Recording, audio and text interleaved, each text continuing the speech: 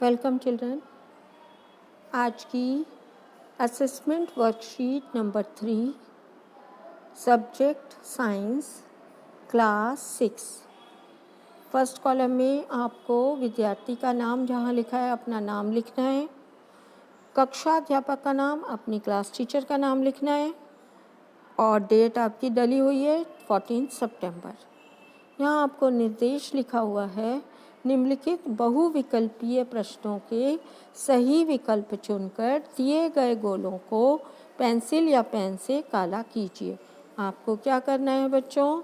गोलों को काला करना है। गोलों को काला करना है पेन या पेंसिल की हेल्प से। हर क्वेश्चन के आपको 4 ऑप्शन दिए हुए हैं। 4 ऑप्शन में जो करेक्ट आंसर है, जो आंसर आपको सही लगता है, उसके आगे दिए गए गोले को आपको पेन या पेंसिल से काला करना है। Question number 1। क्वेश्चन नंबर 1 आपसे क्या पूछा गया है? क्वेश्चन नंबर 1 पूछा गया है, निम्नलिखित में से कौन सा पदार्थ विद्युत का कुचालक है? विद्युत का कुचालक कौन सा पदार्थ है? तो कॉपर, रबर, आयरन और एल्युमिनियम। आप इसमें देखिए, कॉपर एक धातु है, आयरन एक धातु है, एल्युमिनियम भी एक धातु है, परंतु रबर धातु नहीं है। तो कुचालक कौन है इसमें? धातुएं विद्युत की सुचालक होती हैं, मगर रबर जो है वो कुचालक है। तो करेक्ट आंसर कौन सा होगा आपका? Rubber. Question number 2। Question number 2 में आपसे पूछा गया है, किसी तार से विद्युत धारा प्रवाहित होती है। तो विद्युत धारा जो प्रवाहित होती है वो आपकी धनात्मक सिरे से ऋणात्मक सिरे की ओर होती है, ऋणात्मक सिरे से धनात्मक सिरे की ओर होती है, धनात्मक सिरे से धनात्मक सिरे की ओर होती है, एंटी पार्ट ऋणात्मक सिरे से ऋणात्मक सिरे की ओर होती है। बच्चों, आपने इलेक्ट्रिसिटी का चैप्टर पढ़ा है, उसमें आपने पढ़ा है कि विद्युत धारा धनात्मक सिरे से ऋणात्मक सिरे की तरफ या तक होती है। तो करेक्ट आंसर कौन सा आएगा? A. Question number 3। Question number 3 में आपसे क्या पूछा है? क्वेश्चन नंबर 3 में आपसे पूछा गया है, किसी विद्युत परिपथ में डैश द्वारा परिपथ को तोड़ा जाता है। तो बच्चों, परिपथ को जोड़ने और तोड़ने वाली युक्ति को हम क्या कहते हैं? परिपथ को तोड़ने और जोड़ने वाली युक्ति को स्विच कहा जाता है बच्चों। तो करेक्ट आंसर कौन सा होगा? सी, स्विच। सर्किट को तोड़ने के लिए हम स्विच का प्रयोग करेंगे। Question number 4। क्वेश्चन नंबर 4 में आपसे पूछा गया है, समुद्री जल है।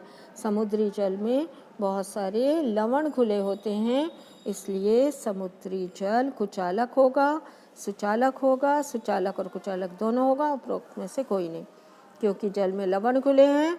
तो ये जल कैसा होगा? विद्युत का सुचालक। Correct answer is B. Next question में 5वें में आपसे पूछा गया है, दिया गया सिंबल या प्रतीक क्या दर्शाता है? एक लंबी लाइन, एक छोटी लाइन और दोनों ओर तार जुड़ा हुआ है। तो ये वाला सिंबल जो है वो आपको क्या दर्शाता है? ये सिंबल आपको दर्शाता है एक सेल का। तो correct answer is A, cell. Next question number 6। गेहूं, चावल और आलू स्रोत हैं। गेहूं में क्या अधिक मात्रा में कौन सा पोषक तत्व होता है? इसी तरह चावल में और आलू में कौन सा पोषक तत्व अधिक मात्रा में पाया जाता है? आपको पता है बच्चों, गेहूं, चावल और आलू कार्बोहाइड्रेट के अच्छे स्रोत हैं। इनमें कार्बोहाइड्रेट अधिक मात्रा में पाया जाता है। तो करेक्ट आंसर आप कौन सा लिखेंगे? A, carbohydrate. Question number 7। Question number 7 में आपको क्या पूछा गया है? दालें एक अच्छा स्रोत हैं। तो दालों में कौन सा पोषक तत्व अधिक मात्रा में पाया जाता है बच्चों? वसा नहीं, विटामिन्स नहीं, प्रोटीन। दालों में प्रोटीन अधिक मात्रा में पाया जाता है, इसलिए करेक्ट आंसर सी, प्रोटीन होगा। Question number 8।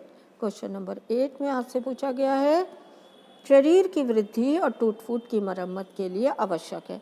शरीर की वृद्धि और टूट फूट के लिए कौन सा पोषक तत्व जरूरी है? ए कार्बोहाइड्रेट, बी प्रोटीन या सी वसा और डी खनिज। तो शरीर की वृद्धि और टूट फूट ये किसके द्वारा होती है बच्चों? प्रोटीन के द्वारा। तो करेक्ट आंसर कौन सा आएगा? B protein.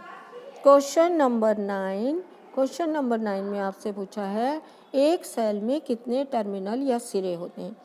किसी भी सेल में बच्चों 2 टर्मिनल होते हैं, एक धनात्मक टर्मिनल और एक ऋणात्मक, एक पॉजिटिव सिरा और एक नेगेटिव सिरा। तो करेक्ट आंसर क्या आएगा? किसी सेल में कितने सिरे होते हैं? 2 और correct answer is B. Question number 10 अच्छी दृष्टि के लिए आवश्यक है।